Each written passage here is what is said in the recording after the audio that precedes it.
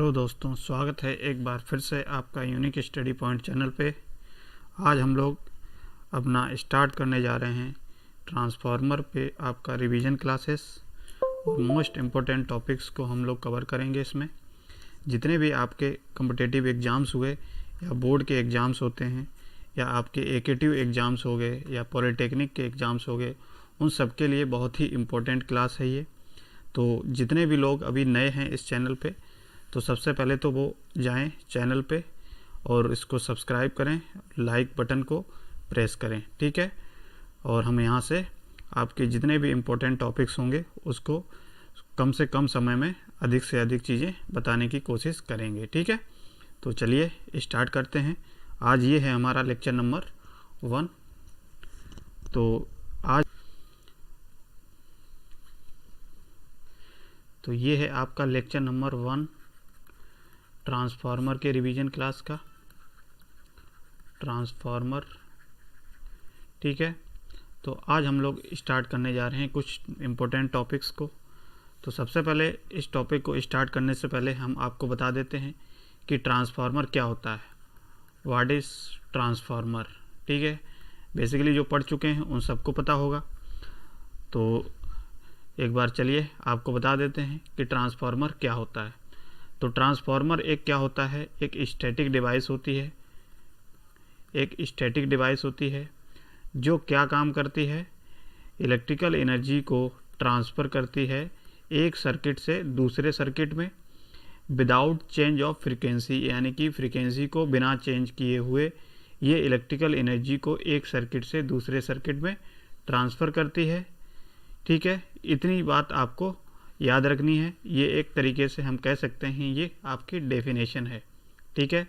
तो कैसे याद रखेंगे कि ट्रांसफार्मर एक स्टैटिक डिवाइस है जो इलेक्ट्रिकल एनर्जी को एक सर्किट से दूसरे सर्किट में कन्वर्ट करती है, ट्रांसफ़र करती है, और ये विदाउट फ्रीक्वेंसी यानी कि बिना फ्रीक्वेंसी के ये पूरा एनर्जी को ट्रांसफ़र करती है एक सर्किट से दूसरे सर्किट में, ठीक है। ये तो डेफिनेशन हो गई। अब यहाँ हमने बताया कि आपकी ये स्टैटिक डिवाइस है। तो स्टैटिक का मतलब क्या है? स्टैटिक का मतलब है इस मशीन में या इस डिवाइस में कोई भी रोटेटिंग पार्ट नहीं है। रोटेटिंग पार्ट का मतलब क्या है? इसमें कोई भी अंदर रोटर नहीं है, यानी कि कोई भी रोटेटिंग डिवाइस नहीं है, रोटेटिंग पार्ट नहीं है। जब कोई भी रोटेटिंग पार्ट नहीं होगा तो इस रोटेटिंग पार्ट की वजह से आपने जैसा कि मशीन में पढ़ा है अभी, उससे पहले जनरेटर हो या मोटर हो, ये क्या है, एक रोटेटिंग मशीन्स हैं। और इन रोटेटिंग मशीन्स में एक एक्स्ट्रा लॉसेस आ जाता था। वो कौन सा होता था लॉस? रोटेशनल लॉस, ठीक है। यानी कि उसके रोटेट करने की वजह से उसके रोटेशनल लॉसेस होता था। लेकिन हमने बताया कि ट्रांसफार्मर आपकी क्या है, एक स्टैटिक डिवाइस है। और स्टैटिक डिवाइस होने के कारण हम लोग क्या कह सकते हैं, इसमें कोई रोटेटिंग पार्ट नहीं होगा। और रोटेटिंग पार्ट ना होने के कारण इसमें क्या होगा, कोई भी रोटेशनल लॉस नहीं होगा। क्या नहीं होगा? रोटेशनल लॉस नहीं होगा, ठीक है। तो रोटेशनल लॉस नहीं होगा, इसीलिए जब रोटेशनल लॉस नहीं होता है तो इसीलिए हम कहते हैं कि ट्रांसफार्मर की इफ़िशियंसी की अगर बात करें इन दोनों मशीन्स, जनरेटर या मोटर के कंपैरिजन में, तो ट्रांसफार्मर की इफ़िशियंसी कैसी होती है? हाई होती है, ठीक है। और ये इफ़िशियंसी लगभग कितनी होती है? ये 95 से लेकर 95 से लेकर के 96% तक इसकी इफ़िशियंसी होती है, ठीक है। इतनी बात याद रखनी है। तो समझ में क्या आया कि ट्रांसफार्मर क्या है, एक स्टैटिक डिवाइस है जो इलेक्ट्रिकल एनर्जी को ट्रांसफ़र करती है, इलेक्ट्रिकल एनर्जी को ट्रांसफ़र करती है एक सर्किट से टू अदर सर्किट में, ठीक है, अदर सर्किट में। और कैसे? विदाउट फ्रीक्वेंसी चेंज किए हुए, यानी कि बिना फ्रीक्वेंसी चेंज किए हुए। इतनी बात हो गई। अब बात करते हैं तो इसमें चेंज क्या होता है। तो चेंज की अगर बात करते हैं, आपसे कोई पूछ लेता है तो इसमें क्या चेंज करते हैं? Voltage and current, voltage and current level को चेंज करके ही इस एनर्जी को ट्रांसफ़र किया जाता है एक सर्किट से दूसरे सर्किट में। यानी कि एक सर्किट दूसरे सर्किट का मतलब क्या हो गया, यानी कि प्राइमरी साइड से सेकेंडरी साइड इसमें ट्रांसफ़र की जाती है। तो यही आपका क्या होगा, एक सर्किट, दो सर्किट, दूसरा सर्किट या अदर सर्किट। ठीक है, इतनी बात आपको याद रखनी है। एक पॉइंट और याद रखना है कि जो ट्रांसफार्मर होता है ये क्या होता है, आपका कांस्टेंट पावर डिवाइस होती है। कांस्टेंट पावर डिवाइस का मतलब क्या है कि पावर आपकी इनपुट साइड यानी कि प्राइमरी साइड जितनी होगी उतनी ही पावर क्या होगी, आउटपुट साइड भी उतनी होगी। यानी कि पावर में कोई भी चेंजेस नहीं होता है। पावर में जितनी इनपुट साइड पावर होगी उतनी पावर आउटपुट साइड में भी इक्वल होगी। ठीक है, तो ये कांस्टेंट पावर डिवाइस होती है। और क्या होती है, कांस्टेंट फ्रीक्वेंसी डिवाइस भी होती है। जैसा कि हमने बताया फ्रीक्वेंसी चेंज नहीं की जाती है। तो कांस्टेंट फ्रीक्वेंसी डिवाइस का मतलब क्या है, इनपुट साइड यानी कि प्राइमरी साइड जितनी फ्रीक्वेंसी आपकी होगी उतनी ही आपकी आउटपुट साइड भी फ्रीक्वेंसी होगी। आउटपुट साइड का मतलब क्या है, सेकेंडरी साइड। ठीक है, इतनी बात आपको याद रखना है। ठीक है, तो ये तो हो गया आपका बेसिक इंट्रोडक्शन किसके बारे में, ट्रांसफार्मर के बारे में। इतनी बात आपको शायद सब लोगों को पता होनी चाहिए। ठीक है, इतना डेफिनेशन के बेसिस पे अगर लिखना चाहें तो लिख सकते हैं आप लोग। ठीक है, तो ये चीज़ हो गई आपकी ट्रांसफार्मर। अब हम लोग बात करते हैं कि ट्रांसफार्मर में ऐसा क्या चीज़ होती है, क्या होता है कि ये एनर्जी को एक सर्किट से दूसरे सर्किट में यानी कि इनपुट से आउटपुट साइड एनर्जी को ट्रांसफ़र करती है, जबकि इसमें कोई भी इलेक्ट्रिकल कनेक्शन नहीं होता है। तो इलेक्ट्रिकल कनेक्शन का मतलब क्या है कि कोई भी आपका वायर एक वाइंडिंग से दूसरे वाइंडिंग में कनेक्ट नहीं होता है। तो ये कैसे एनर्जी को ट्रांसफ़र करती है, तो ये कैसे करती है, एक मैग्नेटिक सर्किट की हेल्प से। मैग्नेटिक सर्किट का मतलब क्या है, मैग्नेटिक मीडियम का यूज करके हम लोग क्या करते हैं, इसमें एनर्जी को ट्रांसफ़र करते हैं। ठीक है, तो ये चीज़ हम लोग अभी आगे देखते हैं, ये चीज़ कैसे होती है, किस तरीके से क्या प्रोसेस होता है। ठीक है, इतनी बात समझ में आ गई। आई थिंक आपको समझ में आ गया होगा। बताइए, कमेंट सेक्शन में आप लिख सकते हैं इसको, अगर जिसके समझ में आ गया हो यस लिखिए। ठीक है, ये तो हो गया ट्रांसफार्मर का बेसिक, यानी कि ट्रांसफार्मर क्या होता है, क्या चीज़ कांस्टेंट होती है, क्या चीज़ कांस्टेंट नहीं होती है। ठीक है, अब हम लोग बात कर लेते हैं कि ट्रांसफार्मर का जो वर्किंग प्रिंसिपल होता है, किस तरीके से इसका ऑपरेशंस होता है, ये मोस्ट इम्पोर्टेंट है। ये आपको क्वेश्चन में पूछ लेता है। ठीक है, आपको क्वेश्चन में पूछेगा, वर्किंग प्रिंसिपल लिखिए, तो ये क्या होता है, उसका ऑपरेशन लिखिए। तो चलिए इसको हम लोग समझ लेते हैं। तो सबसे पहले हम लोग क्या करेंगे, वर्किंग प्रिंसिपल की अगर बात करें तो हेडिंग डाल के हम समझते हैं, वर्किंग प्रिंसिपल ऑफ ट्रांसफार्मर। तो इसमें देखिए क्या होता है, सपोज करिए हम जानते हैं ट्रांसफार्मर कैसे बनाया जाता है। ट्रांसफार्मर जो बनाया जाता है बेसिकली आपकी थिन सीड्स होती हैं, सीड्स का यूज करके। थिन सीड्स का मतलब क्या होती है, पतली सीड्स होती हैं जो किसकी बनी होती हैं, हाई ग्रेड सिलिकॉन स्टील की बनी होती हैं, सिलिकॉन स्टील की बनी होती हैं। ठीक है, अब हाई सिलिकॉन स्टील की बनी होती हैं। अब इसमें जो हाई सिलिकॉन स्टील की बनी होती हैं और ये सीड्स जो होती हैं वो कैसी होती हैं, लेमिनेटेड होती हैं। लेमिनेटेड तो आप जानते होंगे, जैसे आप लेमिनेशन पहले भी आप, जैसे मोबाइल का एक तरीके से लेमिनेशन का मतलब क्या होता है, उस पर कवर चढ़ा देना। इसी तरीके से क्या होते हैं, एक थिन सीड्स की क्या होती है, लेमिनेशन कर दी जाती है इनके सीड्स के ऊपर, और इन सीड्स को कंबाइंड कर दिया जाता है, स्टैक कर दिया जाता है।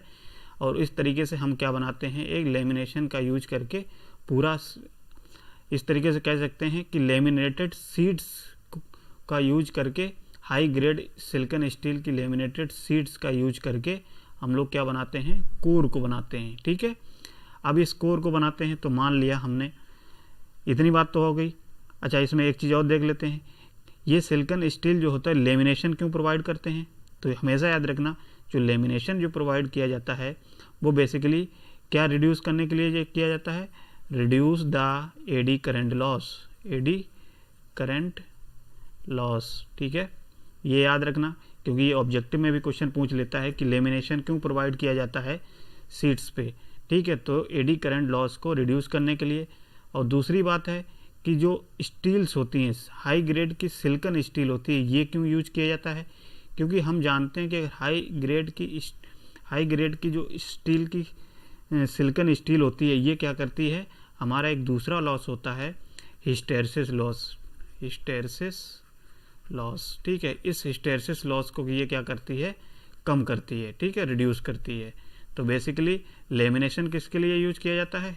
एडी करंट लॉस को कम करने के लिए। और हाई ग्रेड की स्टील इसलिए यूज की जाती है क्योंकि हिस्टैरिसीस लॉस आपका कम हो जाए। ठीक है, तो इतनी बात तो आपकी क्या हो जाती है, एक तरीके से कंस्ट्रक्शन में ये पूरा पार्ट आता है, तो हमने आपको यहीं पे बता दिया। अब हम लोग बात करते हैं इसके वर्किंग प्रिंसिपल की। तो वर्किंग प्रिंसिपल की हम लोग बात करते हैं, सबसे पहले हम लोग इसको समझ लेते हैं वर्किंग प्रिंसिपल कैसे होता है।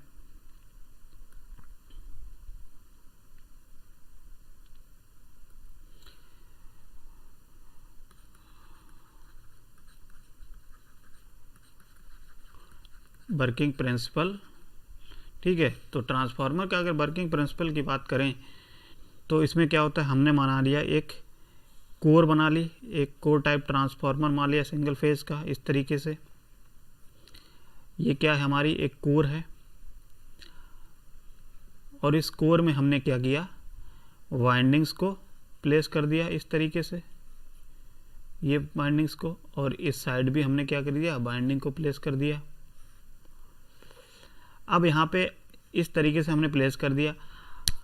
अब आप बता सकते हैं कि इसमें प्राइमरी वाइंडिंग कौन सी है और सेकेंडरी वाइंडिंग कौन सी है। तो आप अभी फ़िलहाल इसमें ये नहीं बता सकते हैं कि आपकी इसमें प्राइमरी वाइंडिंग कौन सी है और सेकेंडरी वाइंडिंग कौन सी है। ये हम लोग प्राइमरी और सेकेंडरी जो वाइंडिंग होती है, ये बहुत इंपॉर्टेंट क्वेश्चन है, आप पूछ लेता है कहीं पे भी कि प्राइमरी और सेकेंडरी वाइंडिंग बेसिकली कौन सी होती हैं, क्या होती हैं, किस बेसिस पे डिसाइड की जाती हैं। तो प्राइमरी हमेशा याद रखना, प्राइमरी वाइंडिंग जो होती है ट्रांसफार्मर में, प्राइमरी वाइंडिंग वह वाइंडिंग होती है जिसमें क्या होता है, हमारा सोर्स कनेक्ट होता है, यानी कि सोर्स ऑफ सप्लाई कनेक्ट होती है। वो वाइंडिंग क्या कहलाती है, हमेशा याद रखना प्राइमरी वाइंडिंग कहलाएगी। और जो वाइंडिंग क्या होती है, लोड से कनेक्ट होती है, वाइंडिंग सेकेंडरी वाइंडिंग कहलाती है, सेकेंडरी वाइंडिंग कहलाती है जो लोड से कनेक्ट होती है। ठीक है, हमेशा याद रखना लोड कनेक्टेड। अब यहाँ से अगर सेकेंडरी और प्राइमरी समझ में आ गया कि प्राइमरी वाइंडिंग क्या होती है, सेकेंडरी वाइंडिंग, तो प्राइमरी वाइंडिंग वह वाइंडिंग जो सोर्स से कनेक्ट होती है। तो हमने क्या किया, पहली प्राइमरी वाइंडिंग बनाते हैं। तो सबसे पहले हमने क्या किया, इसमें एक सोर्स कनेक्ट कर दिया इस तरीके से, और ये हमने कोई एसी सोर्स कनेक्ट कर दिया। एसी सोर्स का मतलब हमने एसी सप्लाई दी इसके प्राइमरी वाइंडिंग को, तो ये हमारी क्या बन गई, प्राइमरी वाइंडिंग बन गई, प्राइमरी वाइंडिंग बन गई। और इधर हमने कोई एक लोड कनेक्ट कर दिया, तो ये हमारी कौन सी वाइंडिंग बन जाएगी, सेकेंडरी वाइंडिंग बन जाएगी। बताइए, समझ में आया सबके? तो आप कभी भी प्राइमरी और सेकेंडरी वाइंडिंग आपकी किस बेसिस पे डिसाइड की जाती है, उसके लोड और सोर्स के कनेक्शन के बेसिस पे डिसाइड की जाती है। अगर आपने इधर साइड सोर्स लगाया होता तो आपकी ये प्राइमरी बन जाती, अगर आपने इधर लोड लगाया होता तो ये सेकेंडरी बन जाती। ठीक है, तो हमने सबसे पहले क्या कर दिया, इस साइड कनेक्ट कर दिया। तो ये तो आपका बेसिक हो गया। इसमें प्राइमरी और सेकेंडरी वाइंडिंग को हमने क्या कर दिया, कोर से लपेट दिया। इस तरीके से प्राइमरी वाइंडिंग हो जाएगी, सेकेंडरी वाइंडिंग हो जाएगी। अब वर्किंग प्रिंसिपल की हम लोग बात कर रहे थे, तो वर्किंग प्रिंसिपल में हमने क्या किया, क्या होता है, तो क्या कहेंगे कि जब हमने प्राइमरी वाइंडिंग को एसी सोर्स से कनेक्ट कर दिया, प्राइमरी वाइंडिंग को एसी सोर्स से कनेक्ट किया, और ये एसी सोर्स क्या है, एक अल्टरनेटिंग वोल्टेज हम अप्लाई करते हैं। अल्टरनेटिंग का मतलब क्या है, आपका एसी वोल्टेज सप्लाई देते हैं, और एसी जैसे ही सप्लाई देंगे तो हम जानते हैं इसमें एसी ही करंट डेवलप होगी, क्या होगी, एसी करंट फ्लो करेगी इस वाइंडिंग में प्राइमरी से होते हुए, और ये प्राइमरी वाइंडिंग से जैसे ही करंट फ्लो होगी तो हम जानते हैं कि ये जो फ्लक्स होता है, इस कोर में एक फ्लक्स डेवलप होने लगेगा, और ये जो फ्लक्स है, ये फ्लक्स क्या होता है, कोर में इस तरीके से घूमने लगेगा या फ्लो होने लगेगा इस तरीके से।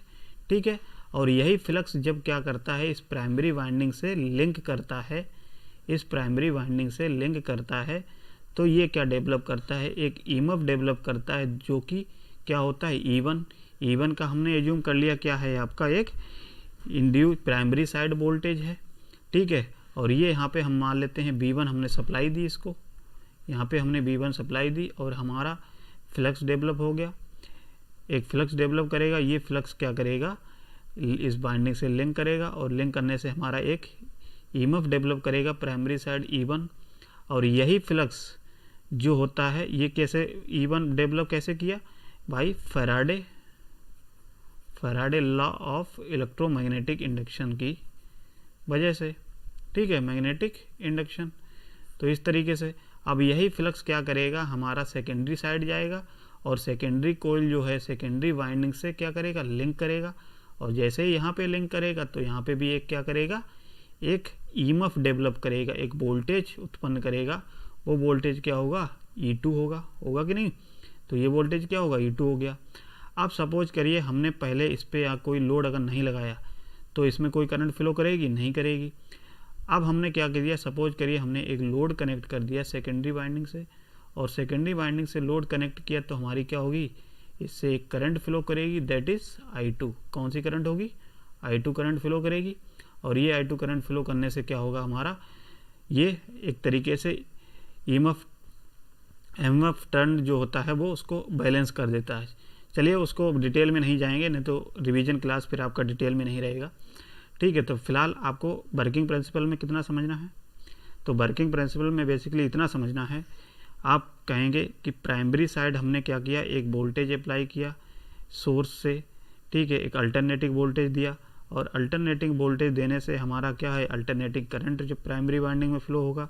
और ये अल्टरनेटिंग वाइंडिंग में करंट फ्लो करेगा, एक फ्लक्स उत्पन्न करेगा। और ये उत्पन्न फ्लक्स क्या करेगा, एक प्राइमरी साइड से लिंक करेगा और E1 उत्पन्न करेगा, ठीक है। और यही फ्लक्स क्या करता है, हमारा कोर से होते हुए, कोर के अंदर से होते हुए हमारा सेकेंडरी साइड वाइंडिंग में लिंक करेगा और लिंक करने से हमारा सेकेंडरी साइड वोल्टेज इंड्यूस करेगा E2, जो कि किसकी हेल्प से होता है, किसकी लॉ की वजह से होता है, फैराडे लॉ की वजह से होता है, Faraday law of electromagnetic induction की वजह से होता है, ठीक है।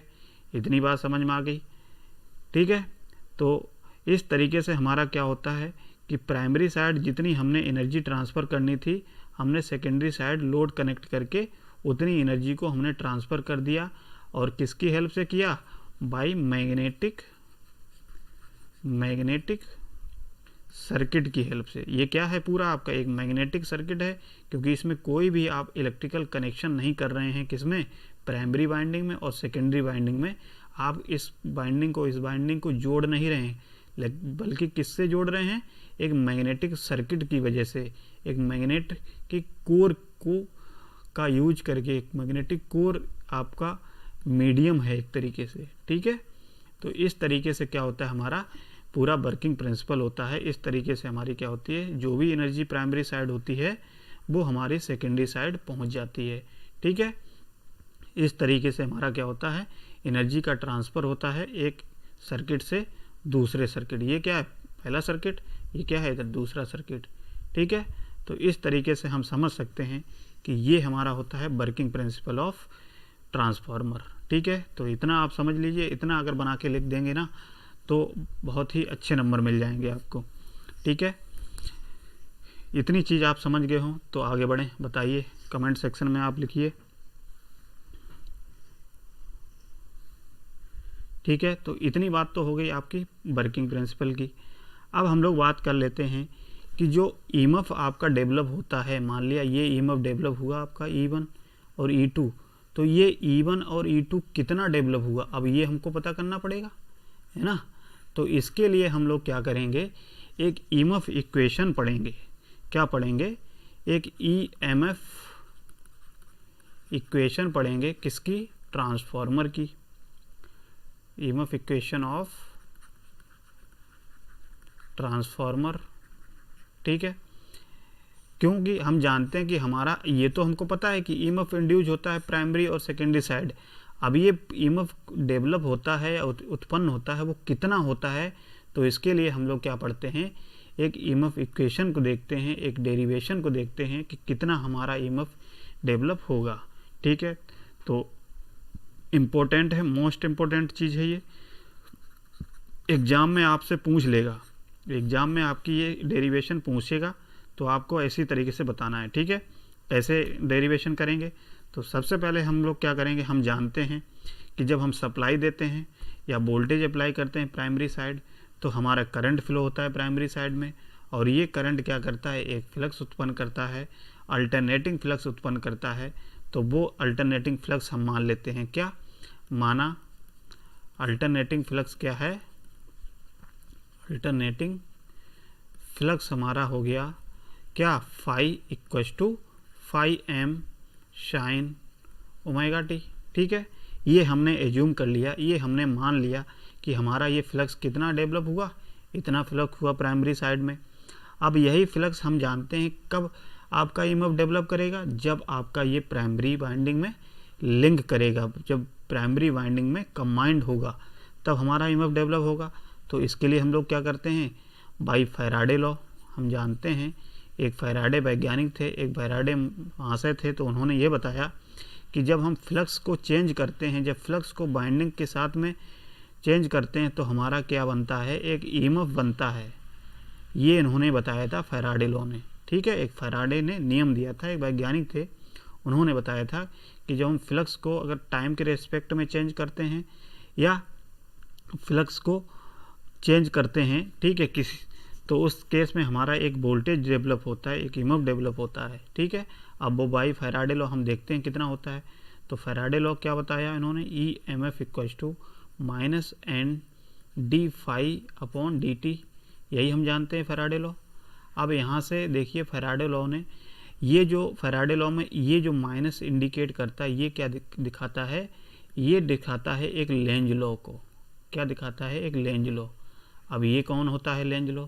अब आपके दिमाग में ये भी आ गया होगा कि लेंज लॉ क्या मतलब क्या होगा। तो लेंज लॉ एक ऐसे लेंज वैज्ञानिक थे, इन्होंने ये बताया था कि ये ईएमएफ जब डेवलप होता है तो उसमें एक माइनस टर्म बाहर आ जाता है। तो ये माइनस टर्म क्यों आता है, क्योंकि ये बताता है कि माइनस वाला टर्म ये बताता है कि जो ईएमएफ डेवलप हुआ है आपका, अब यही ईएमएफ क्या करता है, जिसकी वजह से जो ईएमएफ डेवलप हुआ, मान लिया ईएमएफ किसकी वजह से डेवलप हुआ, फ्लक्स की वजह से हुआ। अब यही ईएमएफ क्या करता है, ये फ्लक्स को अपोज करता है, ये क्या करता है, फ्लक्स को अपोज करता है, यानी कि जिससे उत्पन्न हुआ वो उसी को अपोज कर रहा है। ठीक है, ये क्या करता है, उसी को अपोज करता है। तो इसीलिए हम लोग कहते हैं कि ये जो लॉ होता है वो लेंज लॉ होता है, क्योंकि ये किसने दिया था, एक लेंज वैज्ञानिक थे, उन्होंने दिया था, इसीलिए इसका हम लोग लेंज लॉ कहते हैं। ठीक है, इसीलिए ये एक तरीके से आप ये दिमाग में रखिए, अपोजिट साइन जो होता है लेंज लॉ को दिखाता है। ठीक है, इतनी बात समझ में आ गई। अब हम जानते हैं कि हमारा ईएमएफ कब से डेवलप होगा, कैसे डेवलप होगा, minus N D phi upon D T. अब हमारा फाइंडिंग में कितना फ्लक्स डेवलप हो रहा है, कितना उत्पन्न हो रहा है, phi M sine omega T. अगर हम लोग क्या करते हैं, ईएमएफ की जगह पे देखिए माइनस के एन देखिए यहाँ पे क्या है, एन होता है आपका नंबर ऑफ टर्न। क्या है, नंबर ऑफ टर्न।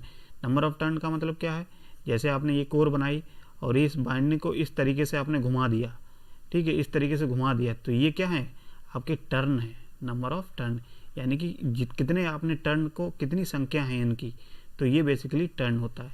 तो ये हमने मान लिया कोई एन टर्न की एक कोर है, एन टर्न की बाइंडिंग है। ठीक है, तो इस तरीके से हमने एज्यूम किया।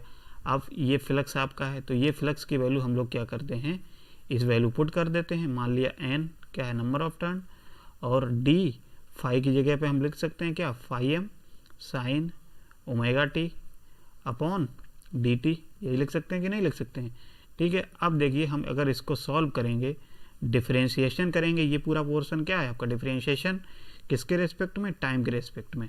तो जब हम इसको डिफरेंशिएट करेंगे तो हमारा ये क्या बनेगा, देखिए ओमेगा फाई एम और कॉस ओमेगा टी, यही बनेगा कि नहीं। आप इतना तो जानते होंगे, आई थिंक। हम आपको डेरिवेशन तो नहीं बता सकते, सॉरी डिफरेंशिएशन तो नहीं बता सकते हैं, ठीक है, इतना तो आपको पता होना चाहिए। तो ये हमारा क्या हो जाएगा, इस तरीके से हमारा ये ईएमएफ डेवलप हो गया। अब अगर हम इसी के जो फ्लक्स आपका अल्टरनेटिंग है साइन के ही फंक्शन में लिखना चाहें, तो अगर माइनस को हटाएंगे तो हमारा ईएमएफ देखिए यहाँ से कैसे बना सकते हैं, N omega phi M sine omega T minus के π/2, इस तरीके से लिख सकते हैं। तो ये तो सारा आपका मैथमेटिकल ऑपरेशन है, इसको तो आपको पता होना ही चाहिए, ठीक है। तो ये हमारी क्या हो गई, एक ईएमएफ इक्वेशन बन के आ गई, यानी कि इतना हमारा ईएमएफ डेवलप होता है किस केस में, ट्रांसफार्मर के प्राइमरी और सेकेंडरी वाइंडिंग में। अब इसको थोड़ा और सॉल्व कर लेते हैं। अब ये जो हम लोग मान लेते हैं इसको आरएमएस के फॉर्म में मान लेते हैं। ये तो आपका साइन, ये क्या दिखाता है, ये फेज़ को दिखाता है। अगर हमको मैग्नीट्यूड चाहिए कि कितना डेवलप हो रहा है, तो इसके लिए हम लोग क्या करते हैं, इतना वाला पोर्शन उठा लेते हैं। कितना पोर्शन उठाते हैं, इतना वाला। तो इतना पोर्शन उठाएंगे तो हम मान लेते हैं E M F equal to, इस पूरे टर्म को हम मान लेते हैं ई एम। ई एम क्या है, हमारा मैक्सिमम वैल्यू है, किसकी, मैक्सिमम वैल्यू है ईएमएफ की। तो हमने इसको क्या कर लिया, ई एम हमने एज्यूम कर लिया E M sine omega T minus π/2, ठीक है। इतनी बात आ गई, समझ में आ गया होगा आई थिंक सबके। चलिए और आगे देखते हैं इसमें। तो हाँ, ये हमारा क्या निकल के आया, ईएमएफ हमारा निकल के आया E M sine omega T minus π/2, यही हमारा निकल के आया। अब हमको इसमें क्या है, इस ईएमएफ को हमको आरएमएस के वैल्यू के फॉर्म में लिखना है। तो आप जानते हैं जब भी आरएमएस के फॉर्म में लिखा जाता है कोई भी वैल्यू साइनोसाइडल वाली, तो उसको हम लोग क्या कर देते हैं, 1/√2 से डिवाइड कर देते हैं, 1/√2 से, ठीक है। तो यहाँ से देखिए ईएमएफ की वैल्यू अगर हम लोग निकालना चाहें, इतना वाला टर्म लेते हैं, तो ई एम इक्वल टू क्या हो जाएगा, EM/√2, यही होगा कि नहीं होगा। आप जानते हैं कि ई एम को हमने अभी क्या एज्यूम किया था, ई एम को हमने एज्यूम किया था एन, क्या एज्यूम किया था, एन ओमेगा फाई एम, यही एज्यूम किया था कि नहीं, ठीक है। अब इसको हम लोग क्या कर देते हैं, यहाँ पे पुट कर देते हैं एन ओमेगा फाई एम /√2, ठीक है। अब यहाँ पे हम जानते हैं कि ओमेगा क्या है, आपकी फ्रीक्वेंसी है, ठीक है। अब इस फ्रीक्वेंसी को हम लोग किस तरीके से लिख सकते हैं, 2πf लिख सकते हैं कि नहीं, इतना तो आपको पता होना चाहिए। तो हमने क्या किया, n 2πf लिख दिया और फाई m हो जाएगा अपॉन √2 हो जाएगा। इसको जब इसको कैंसिल करेंगे तो हमारा ये, इसको सॉल्व करेंगे और ये सॉल्व करने पे हमारा क्या आ जाएगा, क्योंकि पाई की वैल्यू आप 3.14 रखेंगे और इसको जब सॉल्व करेंगे तो हमारा यहाँ से टोटल निकल के आएगा 4.44 m f n, यही हमारा क्या निकल के आएगा, ईएमएफ। इसको हम इस तरीके से रिप्रेजेंट कर लेते हैं ई से, ठीक है। तो इस तरीके से हमारा क्या आ जाएगा, ये हमारा ईएमएफ निकल के आता है, ठीक है, 4.44 m f n, ठीक है।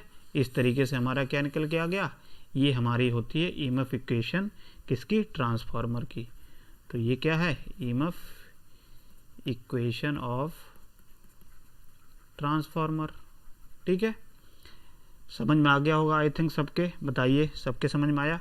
तो हमने देखा कि हमारा जो इंड्यूस्ड वोल्टेज होता है वो कितना डेवलप होता है, 4.44 m f n। अब इसमें देखिए n हमने क्या बताया है कि n क्या होता है, नंबर ऑफ टर्न, और f क्या है, आपकी फ्रीक्वेंसी है। और ये फ्रीक्वेंसी हम जानते हैं क्या होती है, कांस्टेंट होती है, प्राइमरी साइड भी और सेकेंडरी साइड भी। और फाई एम क्या है, ये क्या है, मैक्सिमम फ्लक्स है, मैक्सिमम फ्लक्स, ठीक है। इतनी चीज़ आपको पता है। अब यहाँ से देखिए, अगर ये तो हमारा पूरा जनरल एक ईएमएफ डेवलप हो गया। अब आपसे ये कहा जाता है कि हमारा प्राइमरी साइड, यानी कि जो प्राइमरी साइड है या प्राइमरी वाइंडिंग में, उसमें कितना वोल्टेज डेवलप हुआ है, उसमें कितना वोल्टेज उत्पन्न हुआ है।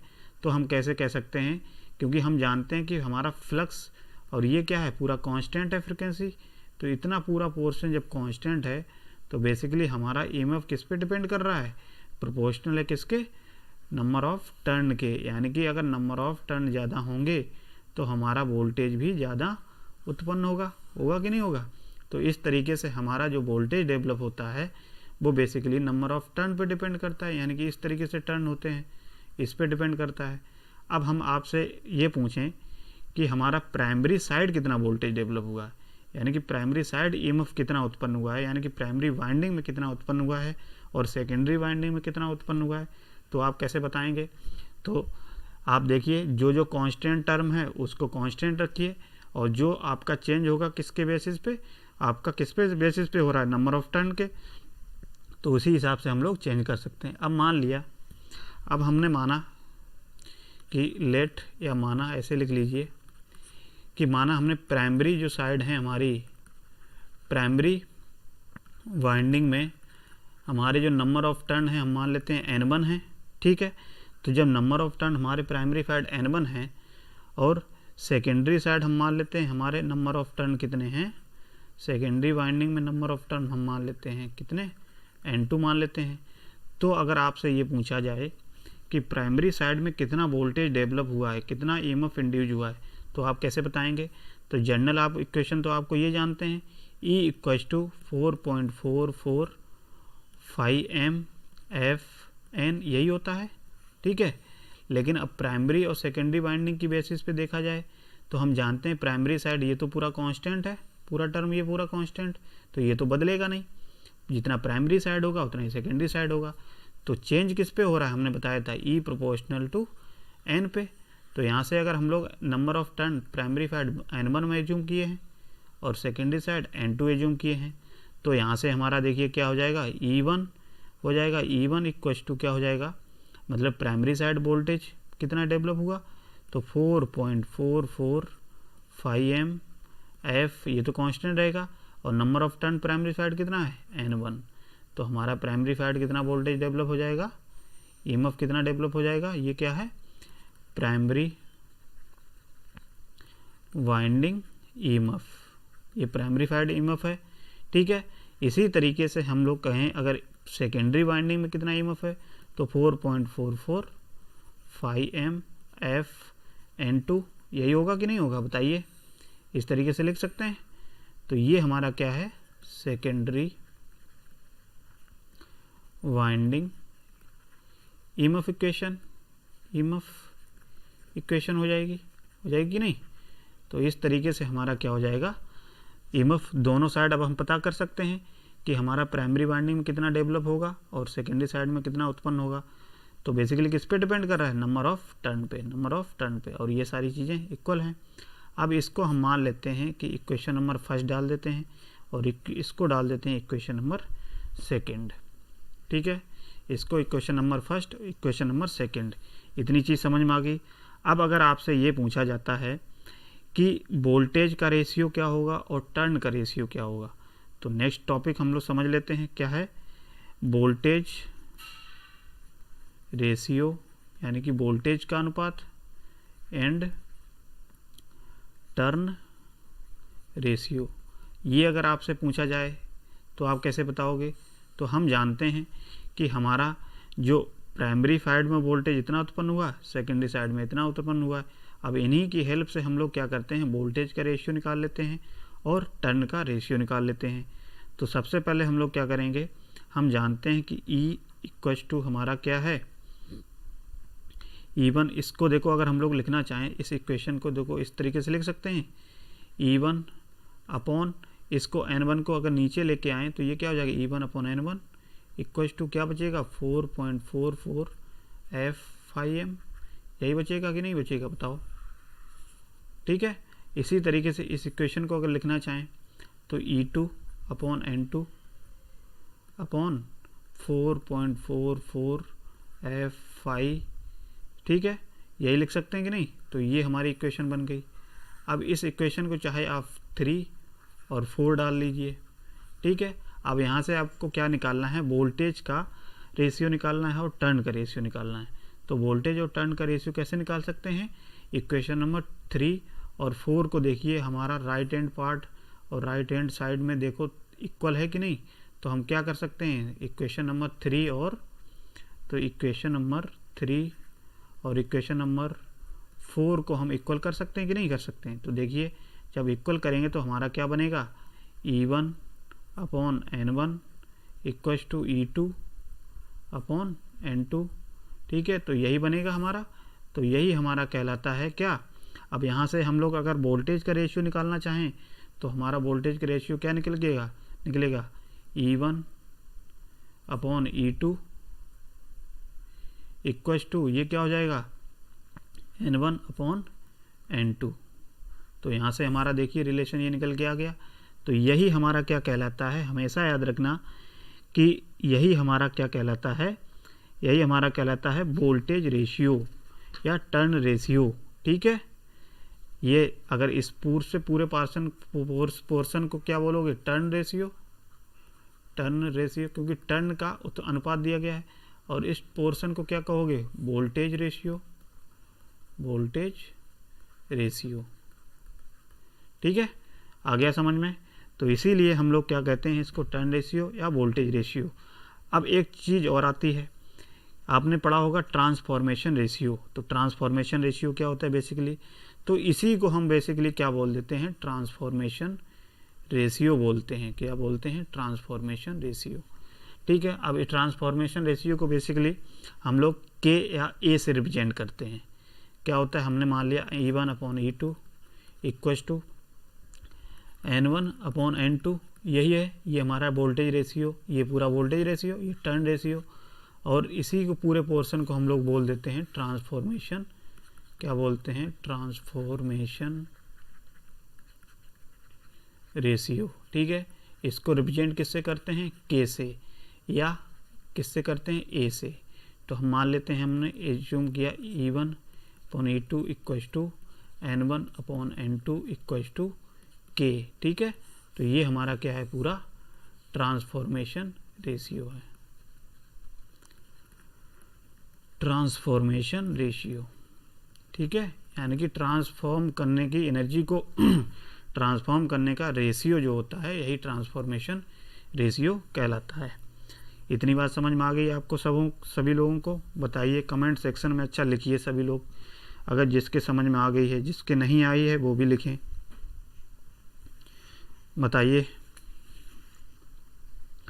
तो ये तो हमारा ट्रांसफॉर्मेशन रेशियो हो गया। एक हमने एज्यूम कर लिया आइडियल ट्रांसफार्मर के लिए, आइडियली ये होना चाहिए। बट अगर हम लोग मान लेते हैं कोई प्रैक्टिकल ट्रांसफार्मर है, प्रैक्टिकल ट्रांसफार्मर का मतलब क्या है, जो प्रैक्टिकली हम यूज करते हैं। ठीक है, आइडियल का मतलब हम उसको उसके बेस को लेकर के चलते हैं। ठीक है, आइडियल का मतलब कुछ नहीं, इस तरीके से सोच सकते हो।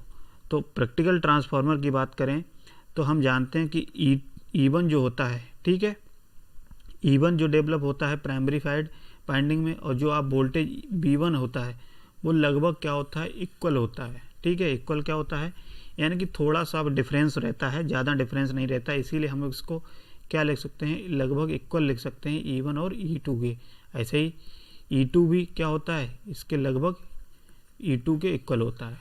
तो इसी तरीके से अगर हम लोग इस ट्रांसफॉर्मेशन रेशियो को इस फॉर्म में भी लिख सकते हैं। कैसे लिख सकते हैं, V1/V2 अपॉन ये क्या है, N1/N2।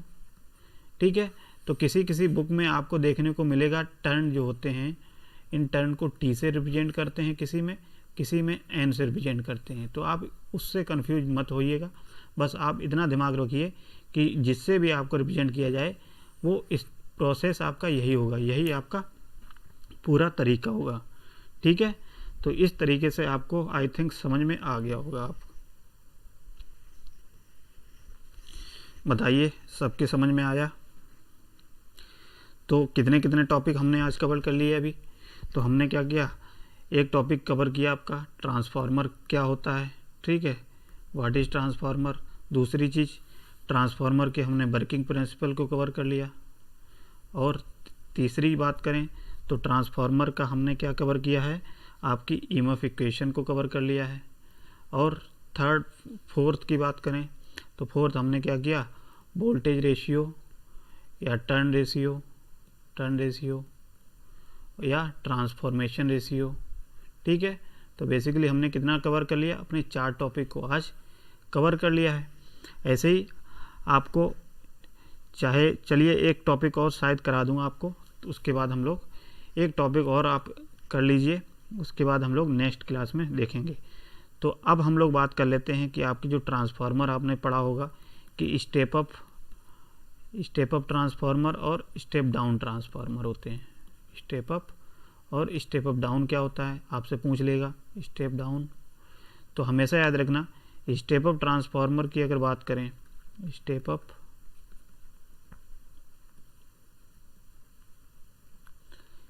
अप ट्रांसफार्मर की बात करें तो हमेशा क्या याद रखना है कि आउटपुट वोल्टेज हमेशा ज़्यादा मिलेगा, ज़्यादा होगा। ये साइन किसका है? ग्रेटर का। तो output voltage is greater than किसके? Input voltage. तो उस केस में हमारा क्या हो जाएगा? ये हमारा स्टेप अप ट्रांसफार्मर हो जाएगा। अच्छा, इसको एक तरीके से और लिखा जा सकता है, जैसे आउटपुट वोल्टेज का मतलब क्या है? यानी कि आउटपुट पे हमारा हमेशा सेकेंडरी वाइंडिंग होगा। तो ये क्या है हमारी, इससे लिख सकते हैं कि सेकेंडरी वोल्टेज क्या हो? ग्रेटर हो किसके? प्राइमरी वोल्टेज के। ठीक है। तो इस तरीके से ये जो ट्रांसफार्मर होगा वो ट्रांसफार्मर क्या कहलाएगा? स्टेप अप ट्रांसफार्मर कहलाएगा। अब देखिए इसका रिप्रेजेंटेशन हम लोग देखते हैं किस तरीके से स्टेप अप ट्रांसफार्मर को रिप्रेजेंट किया जाता है। जैसे आपने कभी कभी देखा होगा, कैसे कि देखा है, आपने देखा होगा कि 11 kV या 33 kV इस तरीके से, ठीक है, ऐसे देखा होगा ट्रांसफार्मर। तो ये क्या शो कर रहा है? यानी कि ये इनपुट, ये आउटपुट। तो ये स्टेप अप ट्रांसफार्मर आप देख के बता सकते हो। ठीक है। तो ये तो हो गया स्टेप अप ट्रांसफार्मर। ऐसे ही अगर हम लोग बात करें किसकी? स्टेप डाउन ट्रांसफार्मर की। तो स्टेप डाउन ट्रांसफार्मर क्या है? Step down transformer. तो ये चीज़ बहुत मोस्ट इम्पोर्टेंट चीज़ है, ये आपको पता होना चाहिए। ठीक है। बहुत अच्छे से मैं आपको कवर करा रहा हूँ। अगर आपको अच्छे से समझ में आ रहा होगा तो वहाँ पे आप एग्ज़ाम में कोई भी दिक्कत नहीं होगी, अपने मन से बना के लिख सकते हैं। कोई ज़रूरी नहीं कि आप बुक में जो पढ़े हैं, जो रटे हैं, रटने की कोई ज़रूरी नहीं। बस आप ठंडे दिमाग से इस वीडियो को देखते रहिए और वहाँ पे आप तुरंत आप कर सकते हो जाके। ठीक है। जो जो आपने देखा है वही आपको लिखना है आसान भाषा में, कोई बुक की लैंग्वेज नहीं लिखनी है। ठीक है। तो हमने क्या बताया? स्टेप अप ट्रांसफार्मर क्या होता है, sorry step up down transformer क्या होता है? तो वह ट्रांसफार्मर जिसका क्या होता है? आउटपुट वोल्टेज क्या होता है? कम होता है, यानी कि लेस होता है। किससे? इनपुट वोल्टेज से।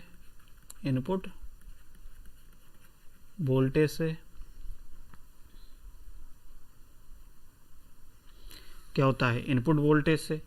या हम आपको इसको इस तरीके से भी लिख सकते हैं, क्योंकि आउटपुट वोल्टेज क्या होता है? आउटपुट वोल्टेज आपका सेकेंडरी वोल्टेज होता है। तो सेकेंडरी वोल्टेज क्या है? कम है, लेस है। और प्राइमरी वोल्टेज कैसा है? प्राइमरी वोल्टेज ग्रेटर है या ज़्यादा है। ठीक है। तो ये ट्रांसफार्मर इस तरीके से देखने को मिलेगा। तो आपका ये ट्रांसफार्मर स्टेप डाउन ट्रांसफार्मर कहलाएगा। अब इसका रिप्रेजेंटेशन आप देख के कैसे बता सकते हैं? नोटेशन में आपको अगर क्वेश्चन में दिया जाए तो आप कैसे बता सकते हैं? तो आपको देखने को इस तरीके से मिलेगा। मान लिया स्टेप डाउन की बात करें तो स्टेप डाउन का मतलब क्या है? मान लिया 33 kV इधर है, कुछ भी ले सकते हैं, कोई ज़रूरी नहीं जो हम वैल्यू ले रहे हैं वही है। मान लिया आपने 11 kV को इस तरीके से रिप्रेजेंट किया जाता है, मान लिया 440 वोल्ट। ठीक है। तो ये रिप्रेजेंटेशन क्या शो कर रहा है? ये स्टेप डाउन को शो कर रहा है, यानी कि सेकेंडरी साइड आपका वोल्टेज कैसा है? कम है। तो सेकेंडरी साइड का मतलब क्या है? यानी कि आउटपुट साइड क्या है? वोल्टेज कम है, ये देखिए। और प्राइमरी साइड कैसा है? ज़्यादा है। तो ये ट्रांसफार्मर कौन सा होगा? Step down transformer. ठीक है। तो ये प्रैक्टिकली भी आप देख सकते हो, समझ सकते हो। ठीक है। आप बता सकते हो, अगर आपका नेम प्लेट लगी है तो वहाँ पे आप बता सकते हो, वोल्टेज लेवल को देख करके बता सकते हो स्टेप अप है या स्टेप डाउन है। ठीक है। तो आई थिंक आपको समझ में आ गया होगा। आई थिंक बताइए। तो फिलहाल आज हम लोग क्या करते हैं, इतना ही रखते हैं। तो आज बेसिकली हम जो भी पढ़े हैं उसको रिवाइज कर लेते हैं, क्या क्या हमने पढ़ा है। तो सबसे पहले हमने पढ़ा है क्या? पहले पढ़ा है हमने ट्रांसफार्मर क्या होता है। ठीक है। तो ट्रांसफार्मर क्या होता है? ट्रांसफार्मर एक ऐसी स्टैटिक डिवाइस है जो कि इलेक्ट्रिकल एनर्जी को एक सर्किट से दूसरे सर्किट में ट्रांसफ़र करती है with the help of magnetic coupling या मैग्नेटिक मीडियम की हेल्प से और बिना फ्रिक्वेंसी को चेंज किए हुए। ठीक है, चेंज बेसिकली क्या होता है, वोल्टेज और करंट चेंज होता है। ठीक है, पहली चीज़। दूसरी चीज़ हमने क्या पढ़ी है, आपकी ट्रांसफार्मर का वर्किंग प्रिंसिपल हमने पढ़ा। प्रिंसिपल, तो प्रिंसिपल हमने क्या बताया, प्रिंसिपल आपका ये होता है कि जब आप प्राइमरी साइड पे वोल्टेज अप्लाई करते हैं तो एक अल्टरनेटिंग करंट डेवलप होती है और ये एक अल्टरनेटिंग करंट जब प्राइमरी साइड में फ्लक्स उत्पन्न करेगी और ये फ्लक्स क्या करेगा, प्राइमरी वाइंडिंग से लिंक करेगा और प्राइमरी वाइंडिंग से लिंक करने से हमारा फ्लक्स डेवलप होगा। फ्लक्स क्या करेगा कोर एक ईएमएफ डेवलप करेगा और ईएमएफ जो होगा E1 होगा और यही फ्लक्स क्या करेगा आपका सेकेंडरी साइड बाइंडिंग से लिंक करेगा, वहाँ पे E2 डेवलप करेगा और ये E2 अगर बाइंडिंग में सेकेंडरी साइड में आपका लोड कोई कनेक्ट है तो ये सेकेंडरी साइड करंट को डेवलप कर देगा या फ्लो कराएगा। इस तरीके से हमारा एनर्जी एक सर्किट से दूसरे सर्किट में चली जाएगी। ठीक है, तो ये तो वर्किंग प्रिंसिपल हो गया। ऐसे ही थर्ड पॉइंट की बात करें तो हमने क्या बताया, ईएमएफ इक्वेशन। तो ईएमएफ इक्वेशन में हमने बताया आपको कि जो फ्लक्स डेवलप होता है इस फ्लक्स को हमने मान लिया φm cos sin omega t। यही फ्लक्स जब आपके फैराडे लॉ के बेसिस पे देखा जाएगा तो इसको डिफरेंशिएट करेंगे। डिफरेंशिएट करने के बाद आपका जो भी टर्म आए उस तरीके से उसको एज्यूम करके ये आरएमएस वैल्यू निकालेंगे। ये आरएमएस वैल्यू निकालने के बाद आपका क्या होगा, एक वोल्टेज इक्वेशन निकल के आएगी। ठीक है, तो ये हो गया। थर्ड हमने बताया voltage ratio, turn ratio, transformation ratio और फोर्थ हमने बताया आपको step up step down transformer. ठीक है, तो आई होप आपको अच्छे से चीज़ ये लेक्चर समझ में आया होगा। जितने से लोगों को समझ में आ गया है वो यस कमेंट में लिखें। ठीक है, और चैनल को लाइक सब्सक्राइब ज़रूर करें और अधिक से अधिक लोगों को इसको आप शेयर किया करिए जिससे कि आप उनका भी भला हो जाए। ठीक है, तो बताइए। तो चलिए फिर फ़िलहाल आज हम लोग इतना ही रखते हैं। Have a nice day. चलिए, बहुत बहुत धन्यवाद। Thanks for watching.